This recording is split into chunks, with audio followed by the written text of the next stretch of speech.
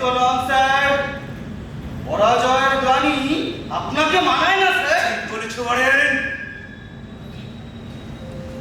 তো সহজে ছেড়ে দেব?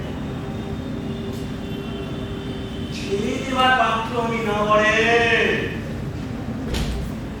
যে কাজের জন্য আমি সারাটা জীবন উৎসর্গ করেছি,